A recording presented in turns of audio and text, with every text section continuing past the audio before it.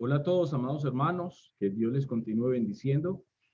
Un saludo muy, pero muy especial a cada uno de nuestros suscriptores. Quiero agradecerles a cada uno de ustedes por haberse tomado el trabajo y la molestia de suscribirse a este canal Verdad y Libertad.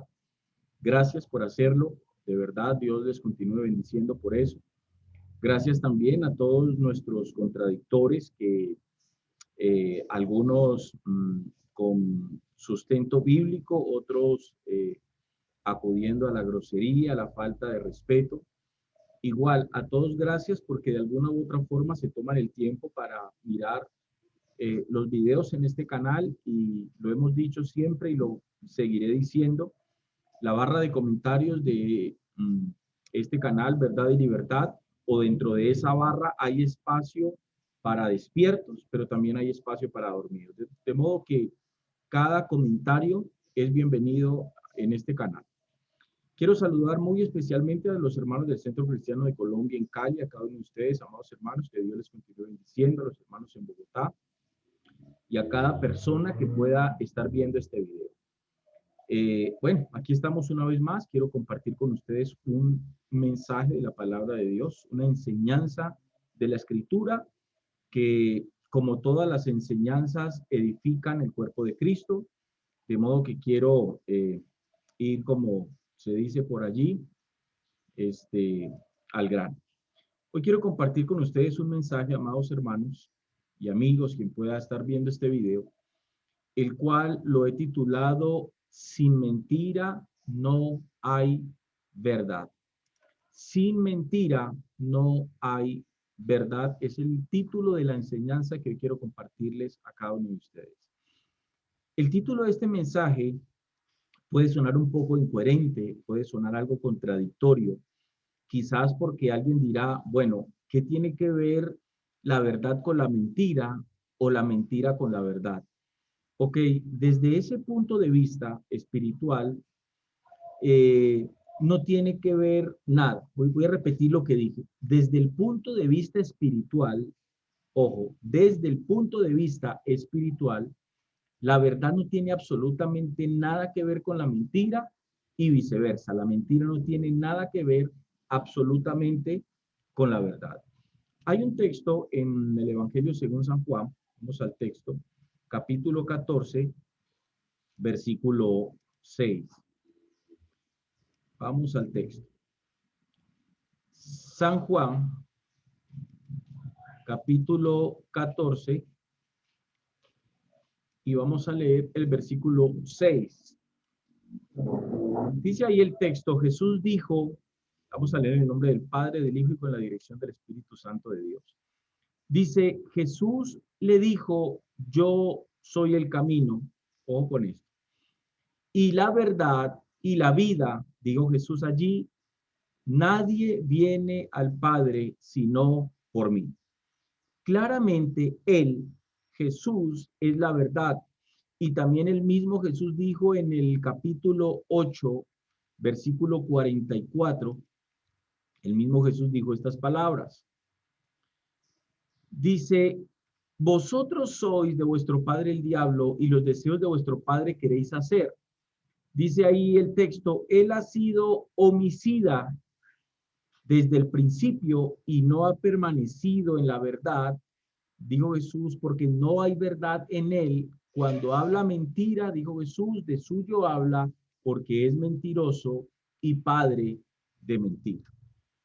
Ok, amados hermanos, desde ese punto de vista, la verdad, repito, no tiene absolutamente nada que ver con la mentira desde ese punto de vista espiritual. Nada tiene que ver la verdad con la mentira y viceversa. Nada tiene que ver la mentira con la verdad. Ok, pero si nosotros lo vemos desde otra perspectiva, ojo con lo que les voy a decir, el hombre no puede llegar, ojo con esto que es muy importante, el hombre no puede llegar al conocimiento de la verdad sin antes reconocer la mentira. Es como si, es como si la mentira diera lugar a la verdad. Voy a ponerles un ejemplo, me explico. Cada uno de nosotros, cuando llegamos a Cristo, lo hicimos, amados hermanos, porque de alguna manera reconocimos que estábamos viviendo bajo una mentira. Claramente lo hicimos porque de alguna manera reconocimos que estábamos viviendo en una mentira o bajo una mentira. Por eso es que cuando alguien va a la presencia del Señor a someter su vida a Él, la Escritura dice que el Espíritu Santo, dijo Jesús, es el que iba a redarguir el corazón del hombre de pecado, de justicia y de juicio. Ahora bien, si ese es el trabajo que el Espíritu Santo hace, cuando el Espíritu Santo constriña, redarguye el corazón de un hombre, de una mujer de pecado, lo hace con el propósito de que ese hombre o esa mujer se arrepiente. Ok, ese redarguir que el Espíritu Santo hace en la vida de cada uno de nosotros, por el cual nosotros llegamos a los pies de Cristo, es ese entendimiento, es esa iluminación del pecado en la vida del hombre que lleva al hombre a reconocer su pecado, a reconocer su error, a reconocer la mentira en la cual vive para poder acceder, repito, a la verdad. Entonces, eso es exactamente lo que el Espíritu Santo de Dios hace en la vida de cada uno de nosotros. Eso está escrito en el Evangelio según San Juan, capítulo 16, versículo 8, cuando dice el texto: Jesús dijo, y cuando Él venga, convencerá al mundo de pecado, de justicia y de juicio. Ahora bien, a eso es a lo que me refiero, que sin mentira no puede haber verdad. Vuelvo, insisto, para que quede claro, y espero que así sea. Cuando nosotros llegamos a Cristo, lo hacemos, cuando un hombre decide arrepentirse, lo hace porque reconoce que está viviendo bajo pecado, que hay una mentira en él, que vive bajo una mentira, bajo el poder del engaño, bajo el poder de la mentira. Entonces, es allí cuando el hombre o la mujer tiene acceso al arrepentimiento, y cuando hay arrepentimiento, pues tenemos acceso al Hijo de Dios, y al tener acceso al Hijo de Dios vamos a comenzar a conocer la verdad. Jesús dijo en Juan 8:32, y conoceréis la verdad, y la verdad os hará libres. Entonces, habiendo explicado esto, amados hermanos, eh, es importante comprender, repito, que nadie puede decir esta es la verdad. Esto es importante. Nadie puede decir esta es la verdad si no ha logrado desarrollar la capacidad de reconocer que es mentira. Es imposible que alguien logre señalar lo que es verdad. Es imposible que alguien logre discernir entre sacar la verdad de la mentira si no ha logrado reconocer qué es la mentira. Espero me estén comprendiendo. Yo no puedo decir esto es verdad si yo primero no conozco qué es mentira. Para yo poder decir esto es la verdad, tengo que haber reconocido primero qué es mentira. Eso, amados hermanos y amigos, es a lo que nosotros en términos espirituales llamamos discernimiento. ¿Qué es el discernimiento? Perdón, es la capacidad de poder diferenciar entre lo bueno y lo malo, es la capacidad de poder diferenciar entre la mentira y la verdad. A eso es a lo que en términos espirituales nosotros le llamamos discernimiento. ¿Y quién proporciona ese discernimiento? Pues lo hace el Espíritu Santo de Dios, que se supone habita, ojo con esto, que se supone habita en la vida de cada uno de los hijos de Dios. Y aquí, y aquí, amados hermanos y amigos, es donde surge el problema del asunto. ¿Cómo alguien, aquí es donde surge una pregunta muy interesante, cómo alguien que dice tener el Espíritu Santo de Dios no puede reconocer la mentira? A mí como ministro y como hijo de Dios que creo que soy, son una de las cosas que más me preocupa hoy dentro del cristianismo contemporáneo. ¿Por qué? Porque dentro de y voy a usar un término, dentro del sistema religioso que hoy hay en el mundo, hay muchas mentiras sacadas de la misma escritura. Hay muchas falsas enseñanzas, hay muchas falsas doctrinas, y desafortunadamente la mayoría de denominaciones eh, son expositoras precisamente de estas mentiras y de este engaño. Siempre lo he dicho, si alguien engaña a la gente con la escritura, con la Biblia, consciente o inconscientemente, finalmente eso no importa porque el resultado es igual. El resultado es igual. No se está produciendo vida eterna porque al no presentarse el verdadero evangelio que dijo Pablo, mas no me avergüenzo del evangelio porque es poder de Dios para salvación y para producir vida eterna a todo aquel que cree. Entonces, al yo no compartir el verdadero mensaje, yo no estoy transmitiendo salvación porque la salvación la produce el mensaje del evangelio de Cristo. Por eso es que esta cuestión es muy importante. Por eso es que en este canal, Verdad y Libertad, no solamente hacemos, no solamente exponemos la palabra de Dios a manera de enseñanza para las personas, sino que es que también hacemos apología de la fe, también defendemos la fe, porque creo firmemente que una predicación o la predicación responsable de la palabra de Dios tiene también que llevar, tiene que contener la señalización de la mentira. Entonces, esto es importante y por eso es que en este canal, repito, no solamente compartimos enseñanzas de la escritura, sino que también hacemos apología, defendemos la fe. Y si tenemos que señalar quiénes son los que están enseñando mentira, pues lo señalamos y lo hacemos con nombre propio porque la escritura lo enseña. Claramente el apóstol Pablo, cuando tuvo que denunciar a algunos que habían apostatado de la fe, el apóstol Pablo dio nombres exactamente porque es responsable hacerlo, aunque entiendo y comprendo que dentro de la ignorancia de muchas personas dentro de las congregaciones no pueden comprender esto. ¿Por qué? Porque les aseguro que esas personas jamás les han hablado de la necesidad de hacer apología. De hecho, les aseguro que en muchas congregaciones la mayoría de hermanos no tienen ni siquiera conocimiento y comprensión de lo que significa la palabra apología y qué significa eso. Bueno, ahí se los dejo pues como tarea. Entonces, aquí es donde surge el problema. ¿Cómo alguien, ojo con esto porque es muy importante y muy interesante, cómo alguien que dice tener el Espíritu Santo de Dios no puede reconocer la mentira? Y para esa pregunta hay dos posibles respuestas. Número uno, o esa persona no tiene al Espíritu Santo de Dios morando en él, o número dos, esa persona, ese alguien, no está entendiendo o no está atendiendo mejor la voz del Espíritu de Dios que lo habita. ¿Por qué? Y aquí es donde toma lugar el alma de la persona. Y lo digo por experiencia, porque en cierto momento de mi vida me pasó y conozco a familiares que les pasó también, donde el Espíritu Santo comienza a hablar al corazón nuestro, a redarguirnos de la mentira. Por eso es que ustedes notan, quizás a usted, amado hermano o amigo, le ha pasado.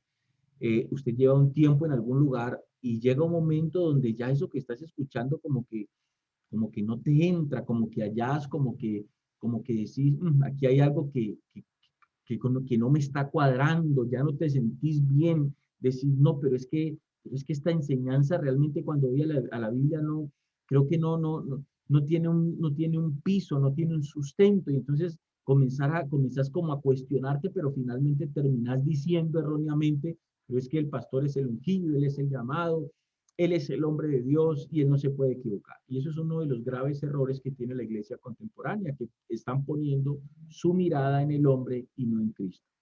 El hombre siempre está sujeto a fallas, el hombre te puede fallar en cualquier momento. Maldito el varón, dijo el Señor, que confía en el hombre. Entonces, esto es un desafío que tiene la iglesia hoy de poner su mirada única y exclusivamente en el Señor. Jamás pongan su mirada en un pastor, en un ministro, y yo entiendo que tanto el pastor y el ministro, pues obvio, debe dar un ejemplo en la congregación, Pablo lo dijo, entiendo esa parte, pero es que hay personas que ponen tanto esa mirada en el hombre que terminan endiosando al hombre, y el problema es que cuando se endiosa al hombre, cuando se cree que el pastor está por encima de la oveja, que eso es una mentira, una falacia, y desafortunadamente en muchas denominaciones los pastores y los ministros se presentan de esa manera, como si tuvieran 2 y 3 Espíritus Santos, cuando es una falacia. El Espíritu Santo que está sobre mi vida es el Espíritu Santo que está sobre cada uno de los hijos de Dios, de cualquiera de nuestros hermanos de la congregación. Simplemente la diferencia es que el pastor tiene una responsabilidad quizás más mayor frente a los hermanos, pero todos somos iguales dentro del cuerpo de Cristo.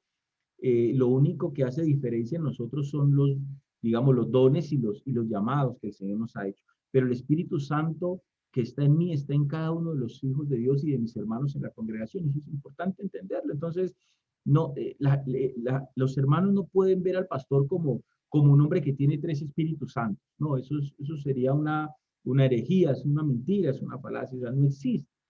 Entonces, eso es importante porque cuando eso sucede, si el pastor se equivoca o si el predicador se equivoca o si el ministro se equivoca, entonces lleva a la equivocación, arrastra a la equivocación a toda la congregación. Y eso es lo que hoy está pasando en muchas congregaciones. En Juan capítulo 8, versículo 28 y 32 hay un texto que quiero que lo leamos. Vamos allí.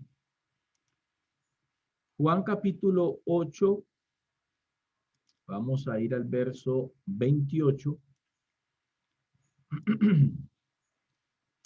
Y presten mucha atención a lo que vamos a leer. Presten aquí mucha atención, por favor. Vamos a leer desde el versículo 28. Dice así el texto. Les dijo pues Jesús, cuando hayáis levantado al Hijo del Hombre, entonces conoceréis que yo soy y que nada hago por mí mismo, sino que según me enseñó el Padre, así hablo.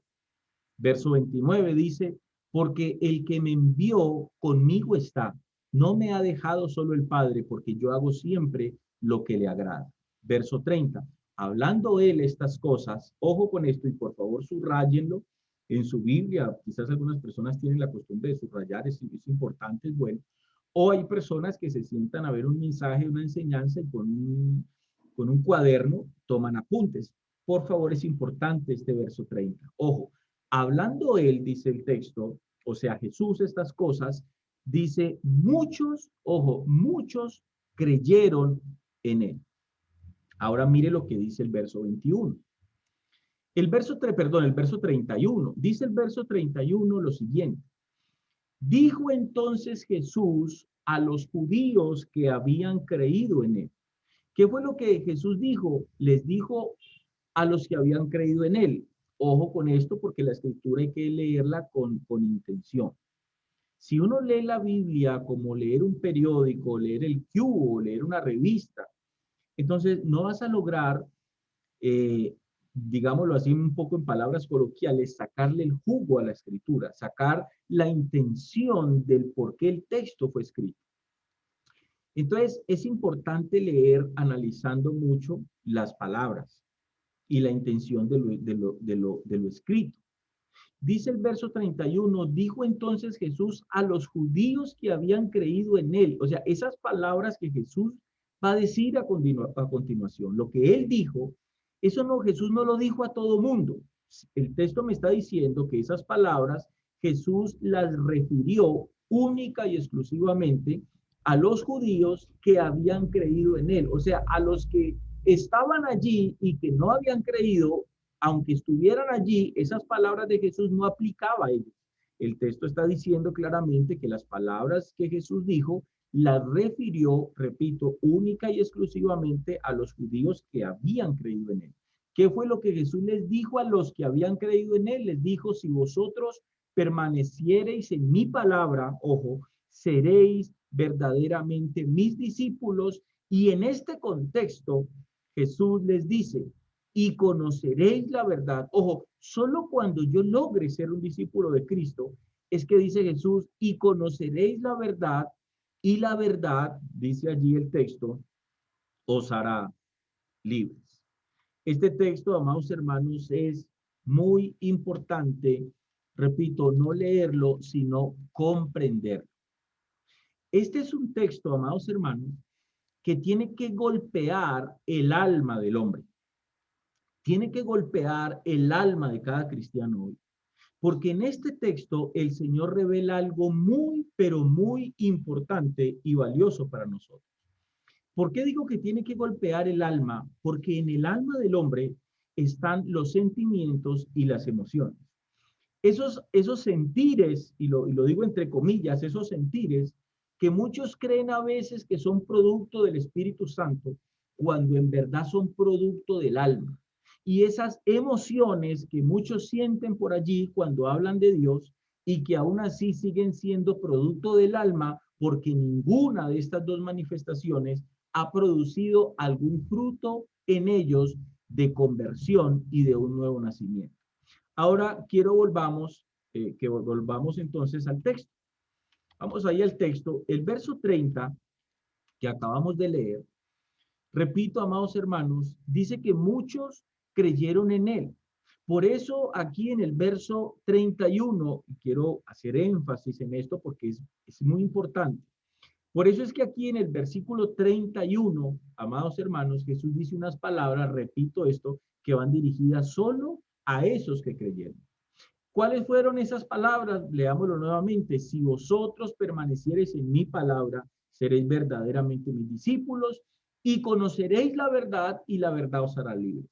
Noten ahí en ese versículo, amados hermanos, 32, o aquí en el versículo 31, quiero explicar algo aquí muy importante. Jesús dice aquí, si vosotros permaneciereis en mi palabra, aquí hay una condición. El permanecer en la palabra, ojo con lo que les voy a decir aquí. Jesús dijo, si vosotros permaneciereis en mi palabra, aquí hay una condición. Siempre he dicho y creo firmemente que las promesas de Dios están sujetas a condiciones y a restricciones. Cuando nosotros leemos aquí en la escritura, si vosotros permaneciereis en mi palabra, aquí lo que el texto está implicando, lo que Jesús dijo, aquí hay una condición. Permanecer en la palabra me lleva a mí a ser discípulo. Si permaneciereis en mi palabra, dijo Jesús, seréis. Esto es lo que me convierte a mí en un verdadero discípulo, permanecer en la palabra de Dios. De ahí la importancia de comprenderla, porque si yo no comprendo lo que el Señor dijo, ¿cómo voy a permanecer en esa palabra? Entonces, ojo, aquí hay una condición. Él lo que les está diciendo a esos judíos que creyeron es, si ustedes permanecen en mi palabra, si ustedes alinean su vida, para decirlo en otras palabras, a mi palabra, a mis principios, si ustedes alinean su vida a mi voluntad, para decirlo en otras palabras, entonces eso va a producir en ustedes, aquí seréis verdaderamente mis discípulos. Entonces, aquí hay una condición, aquí, perdón, permaneceréis en mi palabra, hay una condición y esta condición produce un estado. ¿Cuál es ese estado? Me lleva a mí a ser un verdadero discípulo de Cristo. Y este estado, note lo que dice el verso 32, y conoceréis después de esto. O sea, después de yo convertirme en un discípulo de Cristo a causa de permanecer en la palabra de Dios, es que yo voy a lograr conocer la verdad. Y la verdad os hará libres, dijo el texto, o dice el texto. Esto es importante.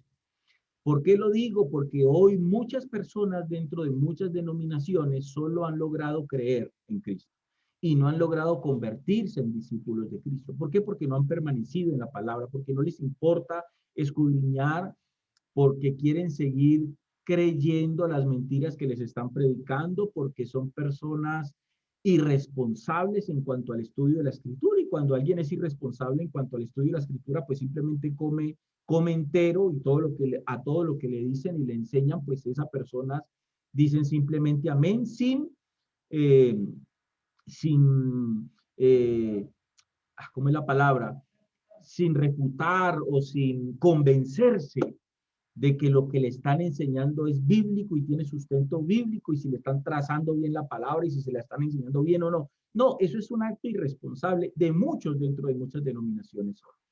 Entonces, esto es importante, por eso es que no han logrado ser, no han logrado conocer la verdad y si no han conocido la verdad, pues viven en esclavitud. Es simple. Viven en esa esclavitud espiritual de no comprender la palabra de Dios y viven esclavos de hombres que se están enriqueciendo con la fe, esclavos de hombres que cogieron y tomaron la palabra de Dios para beneficio propio de hombres, para vivir esclavos de hombres que convirtieron un ministerio en un negocio familiar, que convirtieron en un ministerio en una fuente de ganancia deshonesta, que convirtieron un ministerio en una empresa religiosa, porque eso es lo que está sucediendo hoy en el cristianismo contemporáneo.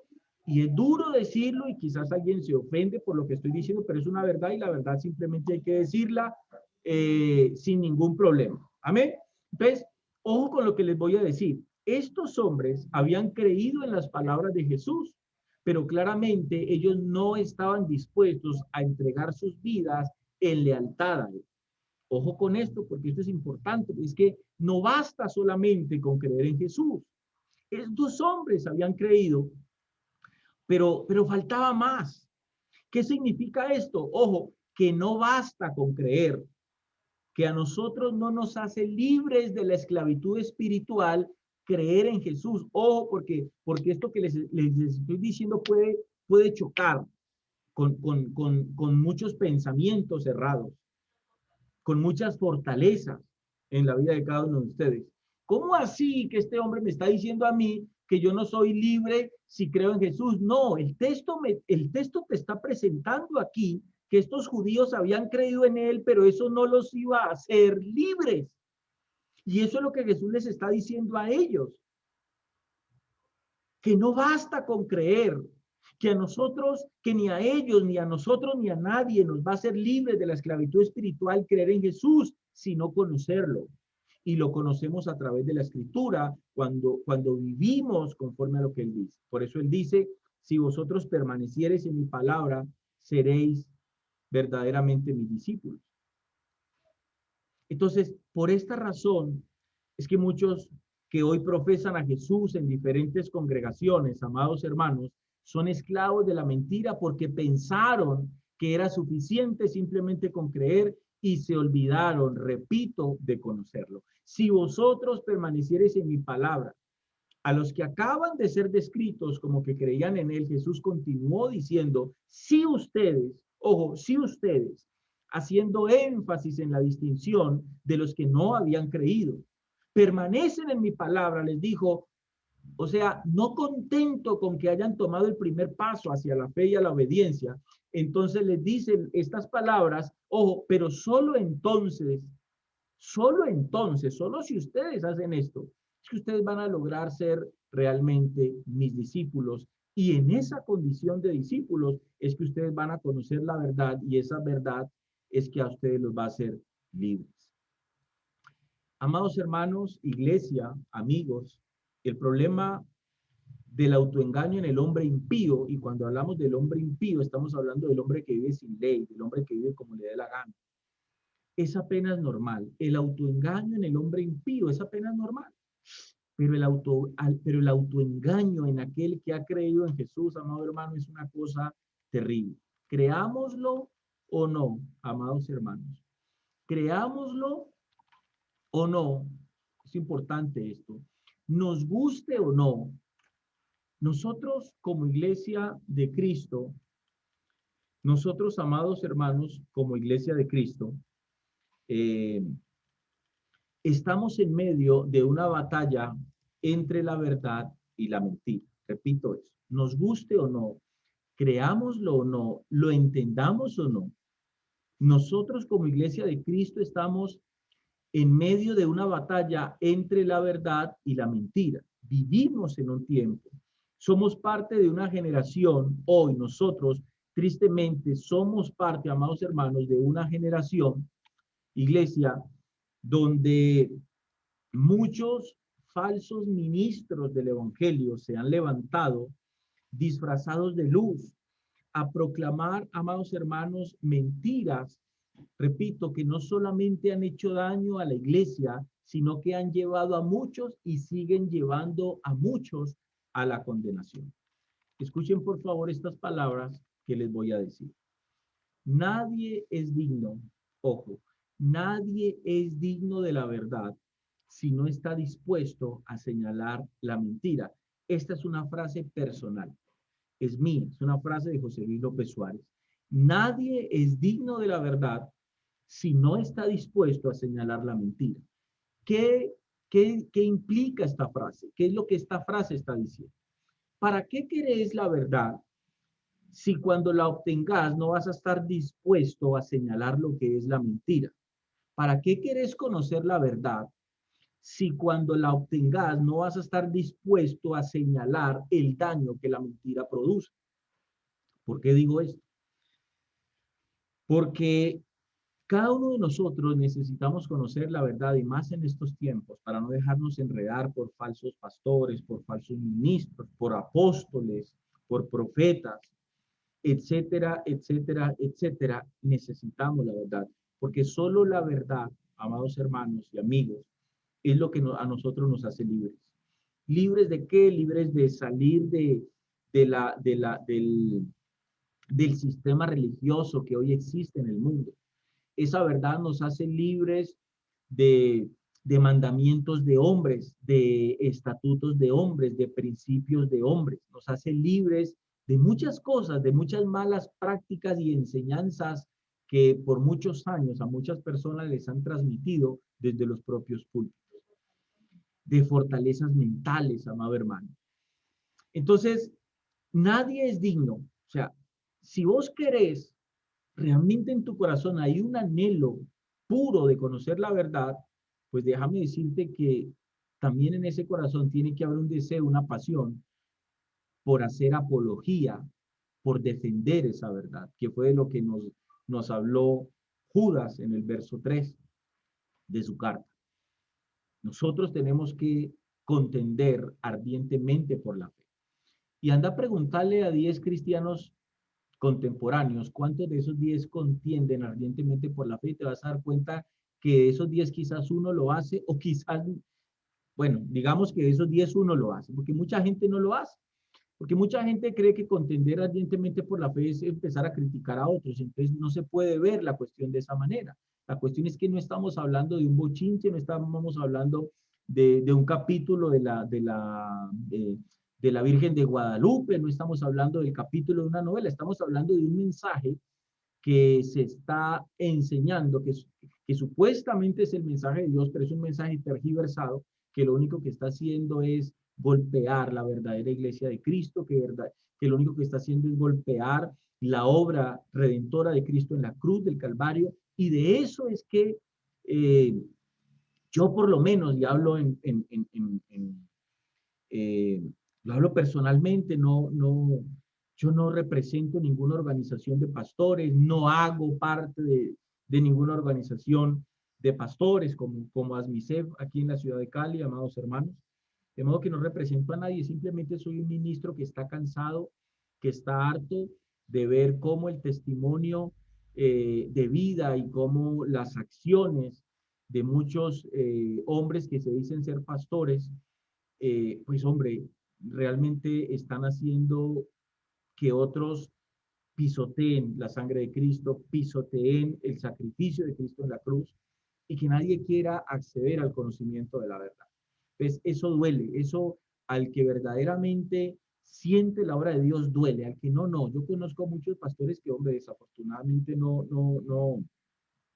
están pasando esta situación por alto y lo pasan, bueno, no sé por qué, no entro a juzgar el corazón de ellos, pero no logro entender por qué hay pocos pastores aquí en la ciudad de Cali que no se levantan en contra de estos hombres que han predicado la mentira, que han enseñado la mentira, que se están enriqueciendo literalmente con la fe y que están llevando a otros al abismo, literalmente.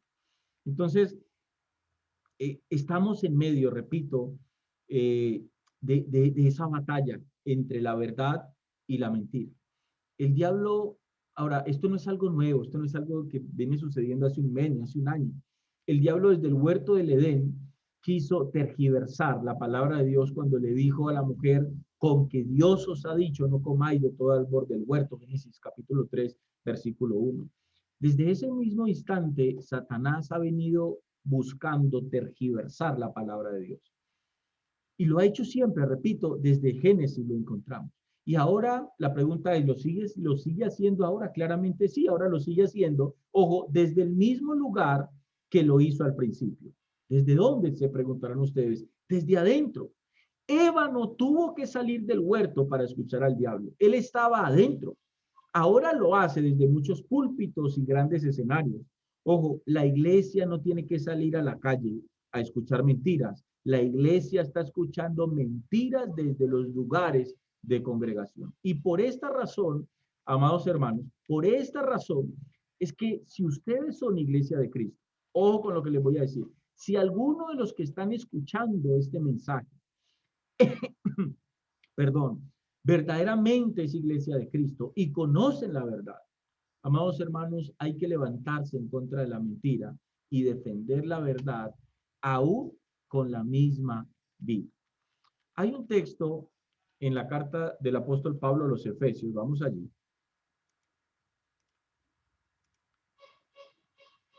Efesios capítulo 6.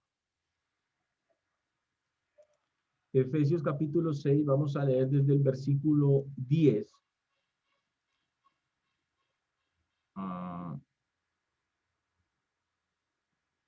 Vamos a leer desde el versículo 10 al 17. Ojo con esto. Vamos a prestar mucha atención aquí. Dice el verso 10. Por lo demás, dice Pablo, hermanos míos, fortaleceos en el Señor y en el poder de su fuerza. Ojo, vestidos de toda la armadura de Dios para que podáis estar firmes contra las acechanzas del diablo.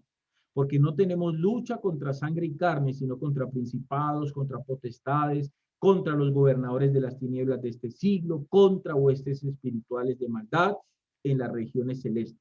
¿Cómo luchamos contra estos entes espirituales? A golpes, tratándolos mal, amarrándolos, gritándolos, intentando establecer una lucha frontal con ellos. Absolutamente no, porque estamos hablando de seres espirituales y nosotros somos seres físicos. Es imposible establecer una batalla física y aún en el sentido espiritual, como en muchas denominaciones enseñan mal lo que se conoce como la guerra espiritual. Y aquí hay algo muy importante y muy revelador en lo que dice el apóstol Pablo. Ojo aquí, verso 13. Por esta condición, dice el apóstol Pablo allí, porque tenemos una lucha con estos seres espirituales, porque tenemos una lucha contra el reino de las tinieblas, por esa situación, por esa condición, dice Pablo en el verso 13, por tanto, que equivale a por eso. Dice Pablo, tomad toda la armadura de Dios, ojo, para que podáis resistir en el día malo y habiendo acabado todo, estar firmes. Mire lo que dice el versículo 14. Estad pues firmes, ojo aquí, estad pues firmes, dice ahí el texto, ceñidos vuestros lomos con la verdad y vestidos con la coraza de justicia y calzados los pies con el apresto del evangelio de la paz. Sobre todo, tomad el escudo de la fe con que podáis apagar todos los dardos de fuego del maligno y tomad el yelmo de la salvación y la espada del Espíritu, que es la palabra de Dios. Notemos algo aquí muy interesante, amados hermanos. Notemos que la primera pieza de la armadura de Dios mencionada en el texto es la verdad. Ojo con esto. Es importante analizar aquí cuál es la primera pieza que el apóstol Pablo cita y dice que es la verdad. ¿Cómo nos ayuda en la guerra espiritual la verdad?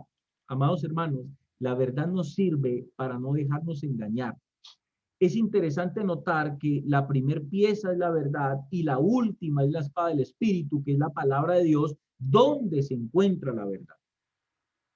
Es la palabra de Dios, amados hermanos, la que nos ayuda a rechazar todo camino de mentira. Si no fuera por la Biblia, nosotros no podríamos detectar las mentiras del enemigo. Por eso es que mucha gente, en medio de su ignorancia, cree que señalar la mentira es juzgar y empiezan a citar textos mal citados porque son descontextualizados y no se ha logrado comprender a qué se refieren cuando dicen por allí, no juzguen a nadie, no, tú estás juzgando, no juzguen al ungido de Dios, no es que de ese pastor no se puede hablar, mirad la viga, sacad, dicen algunos, sacad la viga que tenés en tus ojos para que puedas sacarla la paja del ojo de tu hermano. Pero es que tenés que ir al contexto y poder comprender por qué es que eso fue escrito. Pero es que eso no lo puedes aplicar a un lobo rapaz, a un lobo que se está vistiendo de oveja. Entonces a ese no le puedes aplicar eso. Porque es que estamos hablando de que nosotros tenemos que cuidarnos de los falsos maestros. Jesús lo dijo.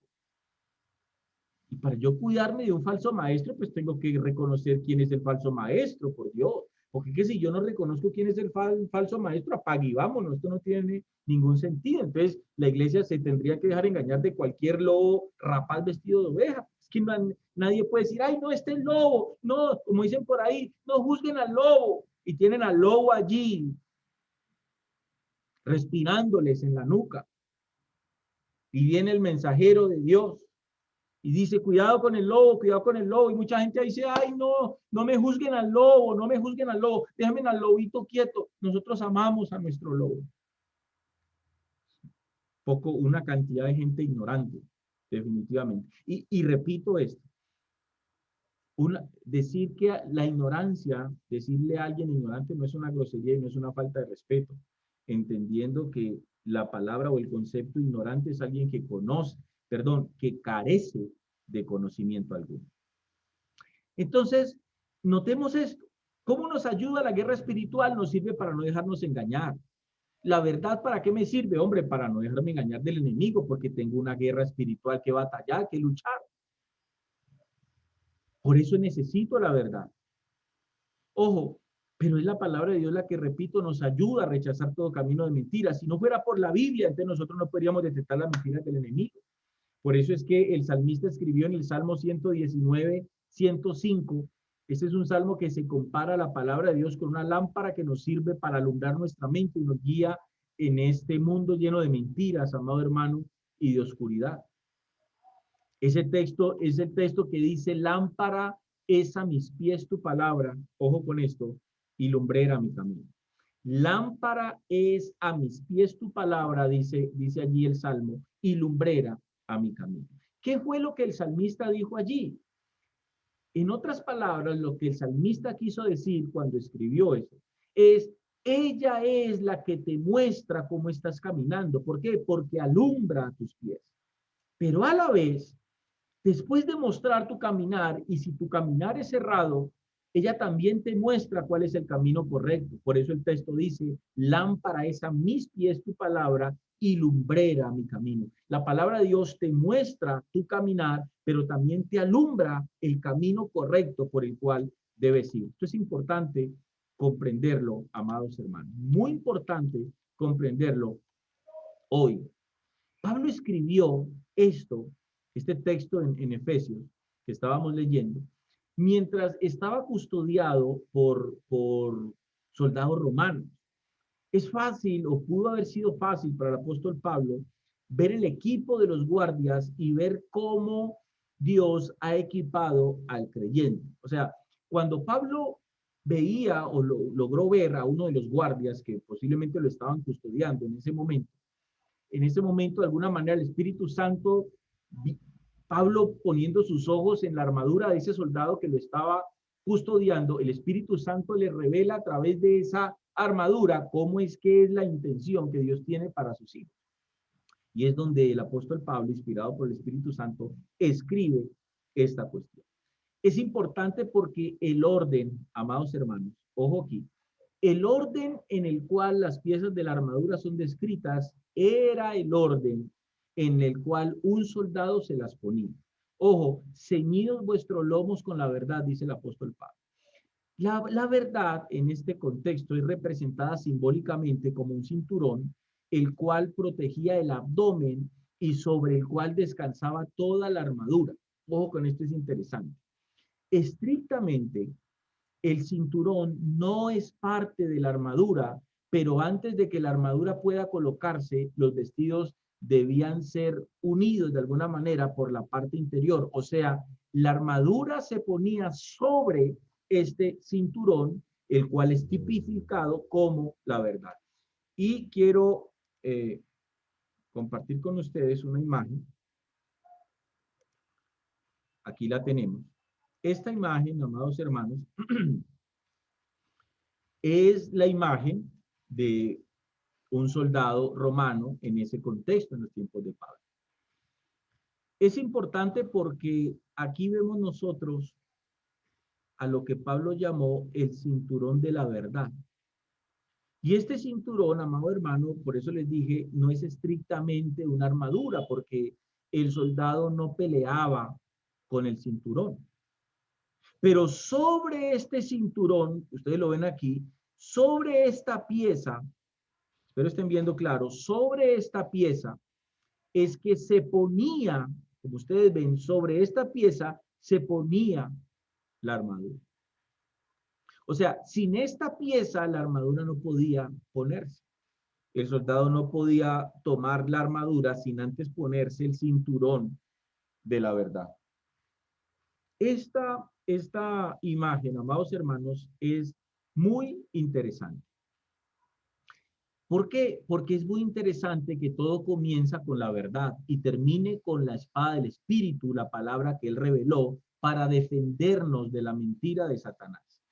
Ustedes pueden lograr ver allí el contraste.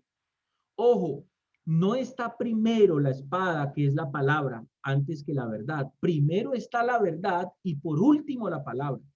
Qué interesante esto, amados hermanos. Qué interesante es esto. Primero está la verdad y después está la palabra. Primero está la verdad y después está la palabra. Vamos nuevamente al texto.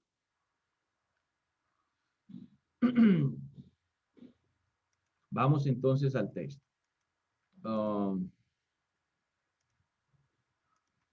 Vamos allí. Allí. Miren aquí, qué interesante es.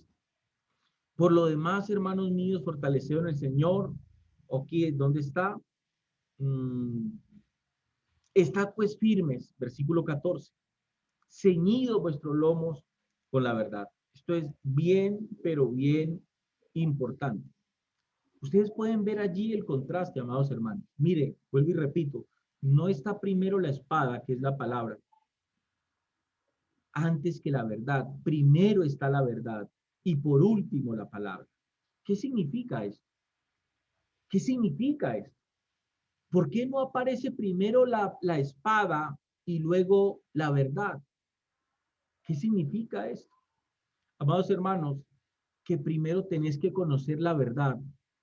Ojo con lo que voy a decir aquí porque puede ser mal entendido y al ser mal entendido puede ser mal interpretado. ¿Qué significa esto? Que primero primero tenés que tener que comprender qué es verdad. Que primero tenés que conocer la verdad para luego usar correctamente la palabra. Yo entiendo, y ojo con lo que les voy a explicar aquí. Alguien puede decir, pastor, pero es que yo logro conocer la verdad es a través de la palabra de Dios. Sí, eso es cierto. Pero la figura que Pablo plantea es de alguien que ya reconoce que es verdad y por ese motivo logra darle buen uso a la palabra. Y ya les voy a explicar eso. Les voy a decir en otras palabras. Pablo relata cuál es la manera correcta de hacerle frente al enemigo y la palabra de Dios es la clave para ello. Pero nada sirve, ojo, mire que de la armadura lo único que puede hacerle daño al enemigo es la espada. El escudo es para defenderse, el yelmo es para defenderse, la coraza es para defenderse, el calzado es para cubrir su propio cuerpo. Lo único de la armadura que sirve para herir, para atacar al enemigo es la espada. En la armadura del soldado romano. Eso es importante, amados hermanos, entenderlo.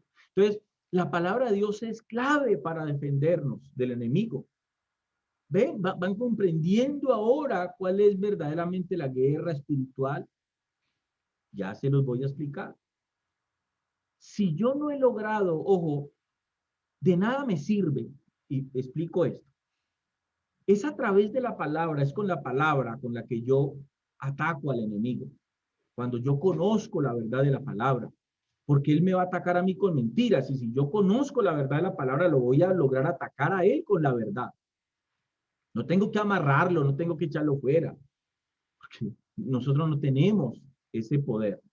No lo tenemos y sé que alguien, y sé quizás que alguien en este mismo momento le pararon los pelos. Pero tienen que abrir los ojos y salir de esas falacias, de esas mentiras que les han enseñado por el amor de Dios. Entonces, la palabra de Dios es la clave para ello. Ojo lo que les voy a decir, pero de nada sirve la palabra de Dios en mis manos o en tus manos si no hemos logrado desarrollar la capacidad de discernir, de hacer diferencia entre la verdad y la mentira. Puedes tener 20 Biblias debajo de tu brazo. Puedes tener 30 Biblias en tu casa.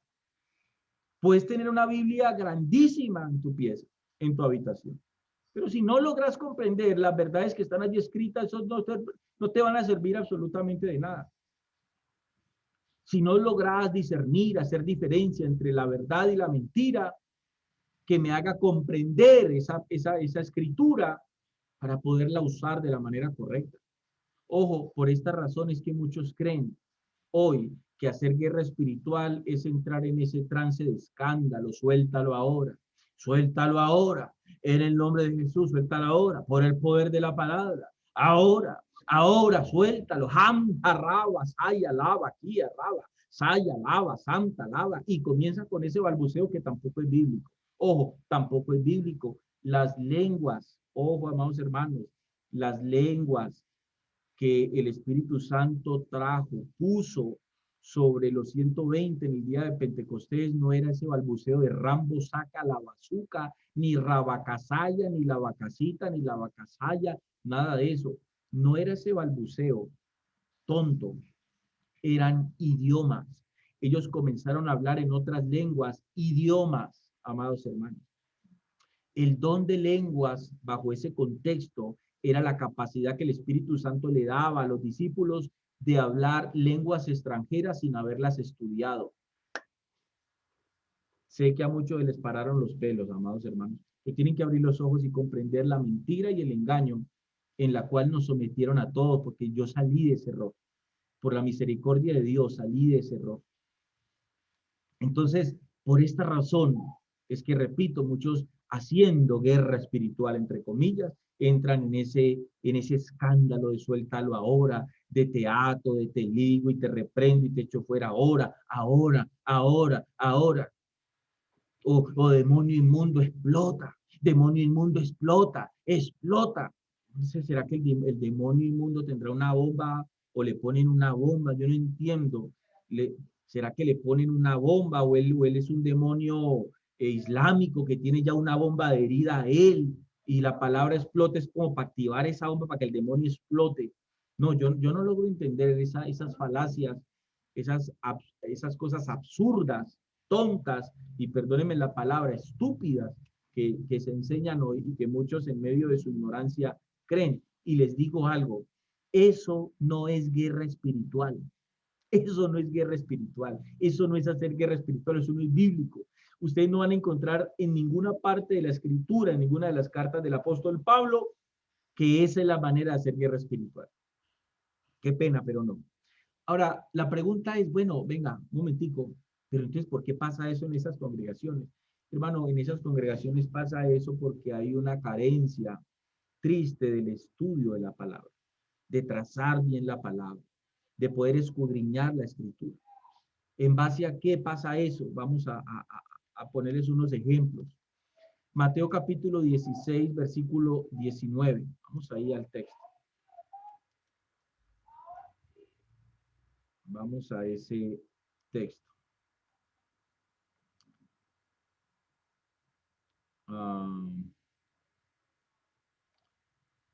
Sí, Mateo capítulo 16.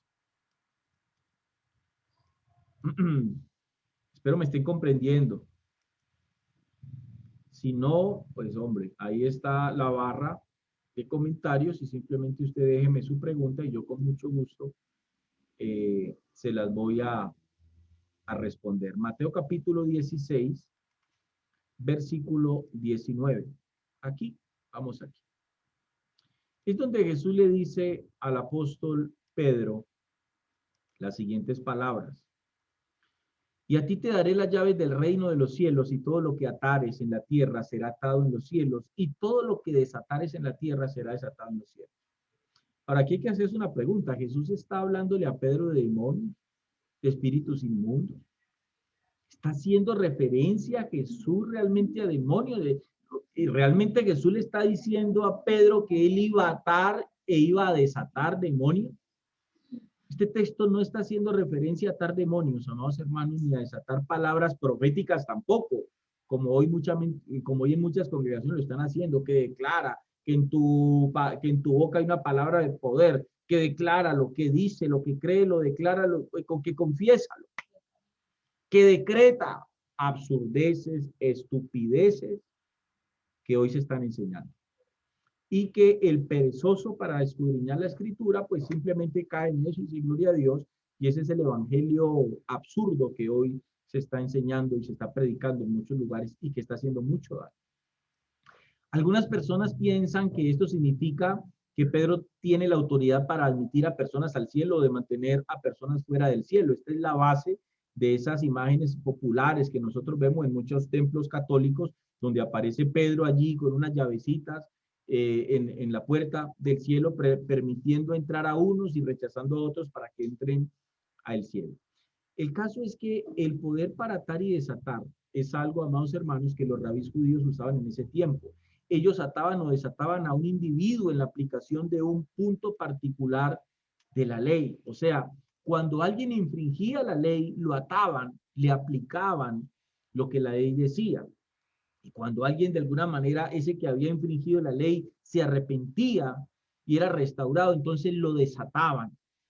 Atando y desatando, repito, amados hermanos, eran términos simplemente administrativos en la vida judía cotidiana. Cada vez que un judío se topaba con la ley de Moisés, esa persona judía era atada o desatada. ¿Con qué? Con respecto a la misma, a la misma ley. El desatar era permitir, el atar era prohibir. El desatar era liberar de la ley, el atar era someter bajo la ley. El atar algo era declararlo prohibido, el desatarlo era declararlo permitido. Estas eran frases regulares, amados hermanos, en las decisiones que en ese contexto, que en ese tiempo se tomaban con respecto a la ley.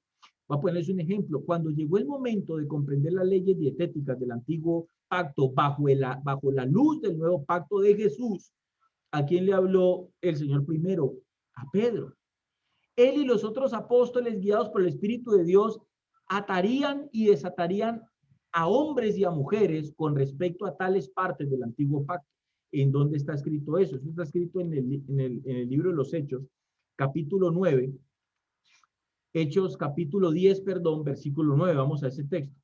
Hechos 10, 9. Hechos, capítulo 10, versículo 9.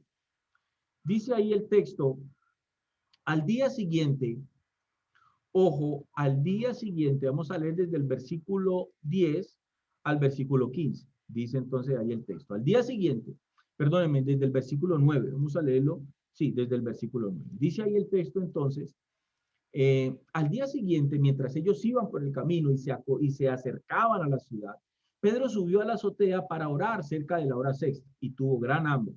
Y quiso comer, pero mientras le preparaban algo, le sobrevino un éxtasis. Una visión, dice el verso 11, y vio el cielo abierto, Pedro, vio el cielo abierto. Aquel que había recibido el poder de atar y desatar, eso es importante. Dios le trae a ese hombre, a Pedro, una visión. Y vio el cielo abierto y que descendía algo semejante a un gran lienzo que atado de las cuatro puntas era bajado a la tierra, en el cual había de todos los cuadrúpedos terrestres y terrestres y aves del cielo. Y le vino una voz, ojo, levántate Pedro, mata y come. 14. Entonces Pedro dijo, ojo aquí, Señor, no, porque ninguna cosa común o inmunda he comido jamás. ¿Qué equivale esto? Esto equivale a que Pedro en esa visión tuvo que haber visto algún animal cuadrúpedo que bajo la ley era inmundo. Por eso es que Pedro dice, no, Señor, yo nunca he comido jamás algo inmundo. Volvió el verso 15, dice, volvió la voz a él la segunda vez. Ojo, lo que Dios limpió. Ojo, qué interesante esto. Mira el contraste aquí, por favor. Mira el contraste aquí de los dos pactos. Mira el contraste aquí tan hermoso entre el antiguo pacto y el nuevo pacto. Lo que Dios limpió bajo el nuevo pacto, en otras palabras, le dice Jesús a Pedro, no lo llames tú común, no lo llames tú común. Una llave, amado hermano, era un símbolo de poder y autoridad. En el caso de Pedro, se usaban las llaves para desatar, o sea, abrir la entrada del reino de los cielos a la gente mediante la prédica del evangelio. A eso es que se refiere la palabra también, cuando Pedro le dice, a ti te daré la llave del reino y todo lo que atares será desatado en el cielo y todo lo que está en el cielo será desatado en la tierra. Estaba haciendo referencia a la predicación del evangelio, porque cuando vos predicas el evangelio, lo que estás haciendo es que esa persona que está atada por el pecado pueda ser libre. Entonces lo estás desatando. Pero él no está hablando, Jesús no está hablando, ahí no hay por ninguna parte una alusión a demonios. El contexto no está hablando de demonios ni de seres espirituales, por favor. Esta es la llave del conocimiento que los intérpretes de la ley tenían para abrir, o sea, desatar a otros en el sentido de las escrituras.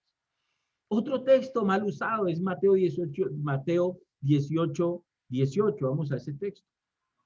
Mateo 18, 18.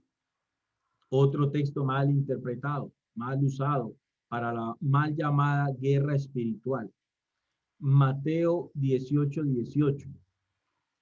Vamos allí. Dice el texto, de cierto os digo, ahí está, de cierto os digo que todo lo que atéis en la tierra será atado en el cielo y todo lo que desatéis en la tierra será desatado en el cielo. Las llaves en este contexto, amados hermanos, eran para el ejercicio de la disciplina en la comunidad eclesial local. El texto dice, de cierto os digo que todo lo que atéis en la tierra será atado en el cielo y todo lo que desatéis en la tierra será desatado en el cielo. ¿Cómo se pueden comprender esto, hermano? Esto se puede deducir muy fácilmente observando el contexto, versos 15 y 17, que habla de qué, que habla de reprender, que habla de corregir, que habla de una disciplina. ¿A quién? Al hermano que nos ofende. Luego se dice el procedimiento a seguir. ¿Cuál era ese procedimiento? Primeramente hablarán tú y él solo. Segundamente, si él no te oyere, hablarán delante de uno o dos testigos para que en boca de dos o tres testigos conste toda palabra. Tercero, díselo a la iglesia. Por último, tenlo por gentil y publicano. ¿Cómo termina esto? Si llega a la conclusión, se llega a la conclusión que todo lo que atares en la tierra será atado en el cielo y todo lo que le atares en la tierra será desatado en los cielos. Estos términos simplemente describen el derecho y el deber que todos los líderes de las congregaciones tienen de prohibir y de permitir, de excluir y admitir, según las enseñanzas del Nuevo Testamento, en Hechos 15:10, 1 Corintios 5:4 al 13. Por lo tanto, amados hermanos, al hermano de la iglesia que tú reprendiste y no te quiso oír, ni por la presencia de los testigos, ni por haberlo anunciado a la iglesia, el liderazgo de la congregación tenía y tiene la llave, la autoridad de atar, que significa prohibir, excluir a este hermano de la comunión de los fieles, no de la comunión interior con Dios, sino con los fieles, con la congregación, y volverlo a desatar, permitir, admitir en esta comunión cuando éste muestre evidencias de verdadero arrepentimiento. Entonces, este atar y desatar está hablando de aplicar disciplina, no está hablando de demonios. Mire cómo cuando uno comprende la escritura, es que uno abre los ojos y dice, hermano, nos estaban metiendo los dedos a la boca embarrados y nos dejaban el barro adentro y sacaban los dedos limpios. Esto es solo uno de los tantos problemas que la iglesia tiene hoy. Ojo, solo con respecto a la guerra espiritual, como es enseñada hoy en muchos lugares. Entonces, la pregunta que alguien puede hacer, bueno, entonces no hay una guerra espiritual. Claro que sí hay una guerra espiritual, por favor, claro que la hay, claro que sí la hay. El problema es que no la batallamos de esa manera tan absurda, amados hermanos. No la batallamos de esa manera tan absurda, atando al diablo, que yo te ato, que atemos al hombre fuerte, sin entender que el hombre fuerte es el diablo y quien lo ató fue Cristo. Que atamos, dicen por ahí, atamos al hombre fuerte ahora, atamos al hombre fuerte ahora. ¿Será que ellos comprenden y quién es el hombre fuerte? Porque el hombre fuerte en ese texto es el diablo, es Satanás. Ahora, si están atando al diablo en muchas guerras espirituales, si están atando al diablo, la pregunta es ¿con qué es que lo están atando? ¿Será que me están usando hilo? ¿Será que están usando cinta de papel? ¿Con qué lo están atando, por el amor de Dios? O al atarlo no le hacen bien el nudo y el nudo se suelta porque se suelta muy fácil. ¿Cuánto dura esa atadura? 1 hora. Bueno, si dura 1 hora, la cuestión simple sería ponernos todos de acuerdo y esta congregación lo ata a las 8 de la mañana, la otra lo ata a las 9, la otra a las 10, la otra a las 11, la otra a las 12. Alguien dirá, pastor, ¿cómo se puede hacer esto? Se crea un grupo en WhatsApp.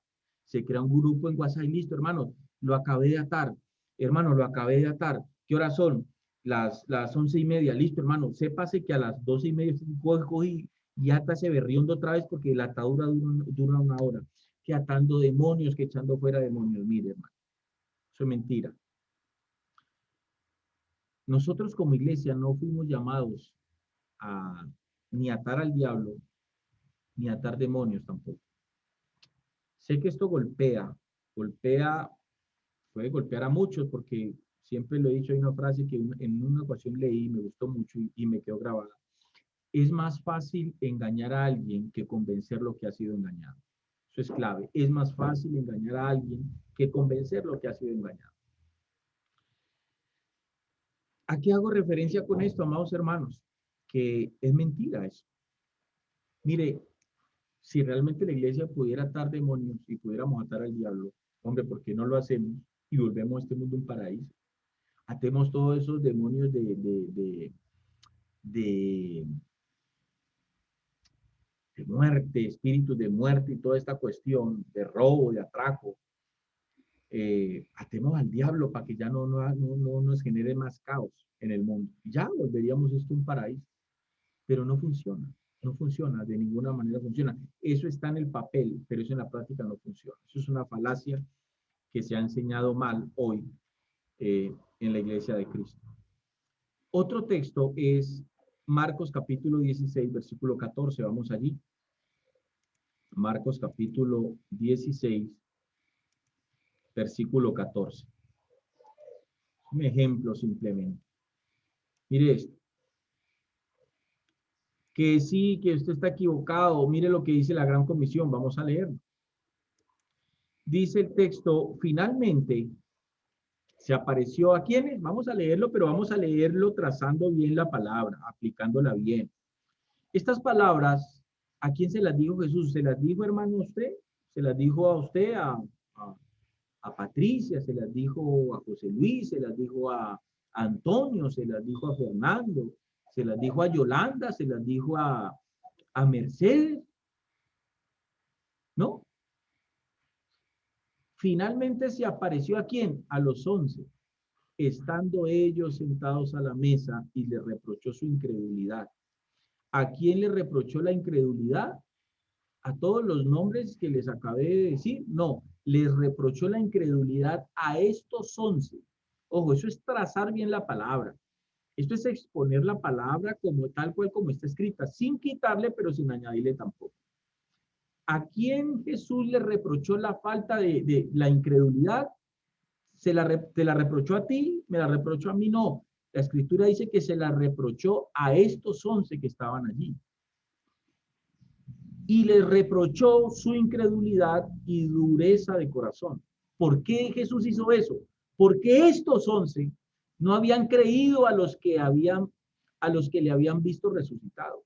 Por eso les dice a quiénes, a estos 11, y les dijo, id por todo el mundo y predicad el evangelio a toda criatura. Explico, no quiere decir que esto no sea un mandamiento para nosotros. Claro, aquí hay un principio que aplica a la iglesia, porque claro, nosotros tenemos la obligación de seguir predicando el evangelio, pero tracemos bien la palabra, hagámosle los cortes que lo tenemos que hacer para no enredarnos y no caer en apostasía, ni en herejía, ni en mentiras. Miremos qué es lo que aplica en principio a nosotros, pero excluyamos lo que a nosotros no aplica. Verso 15, y les dijo, id por todo el mundo y predicad el evangelio a toda criatura. El que creyere y fuere bautizado será salvo, mas el que no creyere será condenado. Verso 17, y estas señales seguirán a los que creen. Como decía por ahí, sí, lo he escuchado muchas veces, con muchas ocasiones, Dice el pastor Rosenberg Olivares del Centro Misionero Bethesda cuando enseña su guerra espiritual y aplica este texto y lo enseña como si este texto aplicara a cada uno de nosotros como iglesia hoy. No, y este texto está escrito de esta manera porque Jesús les dice a esos 11, y estas señales, ojo, refiriéndose a estos 11, y estas señales seguirán a los que creen, de entre ustedes 11 que les estoy hablando. Estas señales seguirán a los que creen, pero repito, de esos 11. En mi nombre, Jesús les dijo a esos 11, en mi nombre echarán fuera demonios. ¿Echaron fuera demonios esos 11? Claro, eso está escrito, eso es historia. Lo hicieron. Echaron entre esos 11, hablaron nuevas lenguas, claro. Eso está escrito en el libro de los Hechos. Ellos hablaron nuevos idiomas, eso se cumplió en ellos. Tomarán en la mano serpientes, eso se cumplió en ellos. Y si bebieran cosa mortífera no les hará daño, sobre los enfermos pondrán sus manos y sanarán. Vamos a explicar esto. Trazame bien la palabra, trazame, hacémele cortes.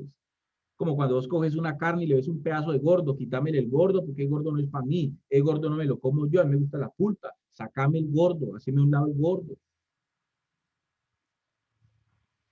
Hacele trazos a la palabra. Aplica en tu vida lo que es para vos, excluí lo que no es para vos, para que no caigas en falacias y en mentiras y en ridiculeces. Y estas señales seguirán a los que creen. En mi nombre echarán fuera demonios. Y eso, repito, era un poder a discreción. ¿Saben qué es un poder a discreción? Que ellos lo manejaban como les diera la gana, como querían. Ellos hablaron, ahora, ellos echaron fuera demonios, sí. Ellos hablaron en lenguas, nuevos idiomas, sí. Ellos lo hicieron. Ellos tomaron serpientes en las manos, sí. Ellos tomaban cosa mortífera, sí. Eso es historia. Sobre los enfermos pondrán sus manos y sanarán, les dijo Jesús. ¿A quiénes? A ellos. Venga, venga, pastor, ¿usted qué está hablando? O sea que entonces nosotros no tenemos poder para sanar enfermos, hermano. Lamento decirle no. Una cosa es que vos como hijo de Dios vayas a la presencia de Dios. Una cosa es que yo como hijo de Dios me acerque a un enfermo y yo ore a Dios por ese enfermo y en esa oración le diga a Dios, Padre, pongo delante de ti este hombre, esta mujer que está enfermo, que está enferma. Señor, si es tu voluntad, si es tu propósito, porque aún esa enfermedad de ese hombre, de esa mujer por el cual estás orando, puede ser la enfermedad para muerte. Señor, si es tu voluntad, yo te pido, Dios, que por tu infinita misericordia traiga sanidad sobre ella o sobre él. No exigiéndole. No, no ahora, Señor, ahora, sánalo ahora. No, ahora, Señor, ahora, sánalo. Lo decreto, lo confirmo, lo declaro ahora. Sano, sé sano. Ahora, Señor, sánalo.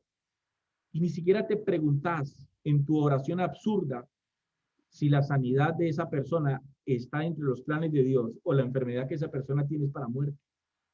Son las oraciones tontas que hoy el pueblo de Dios hace. Una cosa es ir delante de la presencia de Dios, a orar por un enfermo y pedirle a Dios que en su misericordia lo sane, si es la voluntad de Dios, porque no es tu voluntad. Hermanos, escuchen lo que les voy a decir. Si realmente nosotros tuviéramos el poder, como lo tuvieron ellos, de sanar enfermos, le explico esto, hermanos, ellos tenían un poder a discreción. Los discípulos de Cristo tenían el poder de sanar enfermos. Me explico. A donde ellos fueran a poner sus manos sobre cualquier enfermo, no importaba ni el enfermo, no importaba la enfermedad. Si la mano de alguno de ellos era impuesta sobre un enfermo, ese enfermo se sanaba. Ojo, porque esto es lo que la iglesia no comprende hoy. Ellos no tenían que ir a orar para que el enfermo sanara. No, el poder ya lo tenían ellos. Ellos simplemente necesitaban poner sus manos sobre los enfermos y ellos sanaban. Eso es escritural, esto pasó con ellos. Ahora no, ahora la iglesia que cree que tiene ese poder va, Señor, sánalo. Y entonces van al otro día y si la persona no se sana, empiezan a salir con cuentos. No, es que usted no tuvo fe. No, no, no, esos enfermos no necesitaban tener fe. Ojo, esos enfermos no necesitaban tener fe, porque el poder estaba en los discípulos y era un poder a discreción. Sobre cualquier enfermo, cualquiera de los discípulos ponía su mano y este enfermo era sano. Alguien a quien aprecio mucho por allí, Yolanda, una mujer de Dios que trajo a nuestra congregación, dijo en estos días algo muy interesante, hermanos, pongámosle lógica a la cosa. Yo entiendo que las verdades del reino de Dios no se pueden ser, no pueden ser comprendidas con la lógica. Pero esto hay que ponerle lógica. A este asunto, a este que le estoy hablando, hay que ponerle lógica. Hombre, si vos tenés el poder de sanar enfermos, ¿por qué no nos vamos entonces a una clínica? Mire, ¿por qué no nos volcamos? ¿Por qué pastores que enseñan esto hoy no se van a la clínica Valle de Lili y a desocupar todas esas camas UCI que hoy están ocupadas y por la cual nos tienen encerrados? ¿Por qué? Porque eso es mentira, porque eso no funciona. Entonces, eso es una de las falacias y de las malas enseñanzas y malas prácticas dentro del pueblo de Dios. Hoy esto ha sido muy mal interpretado, amados hermanos. Anda, tomate un poquito de veneno, a ver si en 10 minutos ya no estás montado en un taxi, en una ambulancia echando espuma por la boca. Anda, coge una serpiente en tus manos. Hombre, yo conozco personas tontas que aplicaron esto literal en su vida y cogieron serpientes. De hecho, eso hay videos en YouTube, pastores creyendo en estas estupideces y la serpiente los mordió y mató a muchos.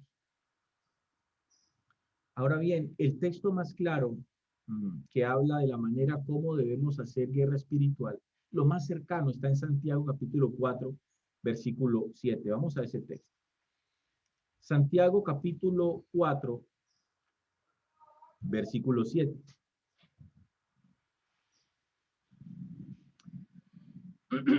No, verso 7. Mire lo que dice Santiago. Someteos, dice Santiago allí, pues a Dios. Resistid al diablo y él huirá de vosotros. Oiga, no tenemos que atar al diablo porque toda su obra está bajo el permiso y control soberano de Dios. Santiago dice, someteos a Dios, y hay que comprender que el sometimiento va más allá que la simple obediencia. El sometimiento es cuando vos haces algo que va aún en contra de tu voluntad, aún en contra de tus criterios, aún en contra de lo que vos puedes creer que es correcto. Eso es sometimiento. Pues eso es un estado, el sometimiento es un estado espiritual en el Hijo de Dios. En ese estado dice Santiago, resistir al diablo. Y resistir no es pelear. Ojo, resistir no es pelear, no es gritar a Satanás, no es tratarlo mal. Cuando Pedro dice que muchos ignorantes hablan mal de las potestades superiores, ojo con eso. Dice Pedro en una de sus cartas, cuando aún ni el ángel Miguel profirió maldición o palabra alguna contra Satanás, simplemente le dijo el Señor te reprenda, o el Señor te reprenda, el que realmente tiene el poder de hacer. Entonces dice Santiago, someteos pues a Dios, al diablo hay que resistirlo. Una cosa es pelear, otra cosa es resistir. ¿Por qué tenés que resistirlo? ¿Por qué no tenés que pelear con el diablo? Porque el diablo ya fue vencido y no fue vencido por la iglesia, el diablo fue vencido por Cristo en la cruz del Calvario. Y esa victoria, Cristo te la delegó a ti y me la delegó a mí. O sea, ¿cómo estás peleando con alguien derrotado? Es estúpido. Hoy en este tipo de congregaciones hacen cultos de guerra espiritual, cultos donde se habla más del diablo que de Dios, culto donde se hace un escándalo terrible que le ha hecho daño a mucha gente porque han tratado de loco y eso también la escritura lo refuta. Y se pierde el tiempo más hablando del diablo y de demonios y haciendo énfasis en eso, en vez de dar una enseñanza que verdaderamente edifique, traiga verdad y libertad al pueblo de Cristo. Someteos pues a Dios, resistan al diablo, no peleen con él, porque ese ya está vencido. No tienen que pelear con él porque él ya está vencido, solo resístanlo. Dardos de fuego con el escudo de la fe. Volvemos al texto de Pablo. ¿Y qué es lo que va a terminar haciendo él? Él solo, él va a huir de ustedes. Ustedes no lo tienen que amarrar, porque ustedes no tienen por qué amarrarlo, él está haciendo un trabajo hoy en el mundo. Él es el príncipe de las potestades del aire. Él es el que gobierna este mundo. No lo tenés por qué atar, porque ese reino el Señor se lo delegó y Él le permite hacer lo que hoy Satanás está haciendo. Entonces, repito, termino con esto, amados hermanos, para que se den cuenta el problema doctrinal que tiene el sistema religioso de hoy. Hagan el siguiente ejercicio, por favor. Vayan a 10 congregaciones y averigüen lo siguiente. ¿Cuántas de esas 10 congregaciones hablan en lenguas? En ese balbuceo. ¿Cuántas de esas 10 congregaciones creen en apóstoles o profetas hoy? ¿Cuántas de esas 10 congregaciones manipulan a la gente con el diezmo y con Malaquías capítulo 3, versículo 10? ¿Cuántas tienen apóstatas como Cas Luna, como Guillermo Maldonado, como John Milton Rodríguez, como Ricardo Rodríguez y demás como hombres ungidos por Dios? ¿Cuántas creen y enseñan que Jesús murió en la cruz y se hizo pobre para hacernos ricos materialmente a nosotros? Pregunta cuántas de esas 10 enseñan los 10 pasos para el éxito y para la prosperidad. Pregunta cuántas de esas 10 enseñan que hay que hacer pactos con Dios para ser bendecidos, etcétera, etcétera. De seguro, amados hermanos y amigos, que se van a sorprender. Y por eso es que necesitamos levantarnos a proclamar la verdad, pero también señalando la mentira. Amados hermanos, espero que este mensaje haya sido de edificación para la vida de cada uno de ustedes. Espero que compartan este video si les ha servido de bendición. Por favor, déjenme en su comentario allí. Recuerden la barra de comentarios de este canal Verdad y Libertad.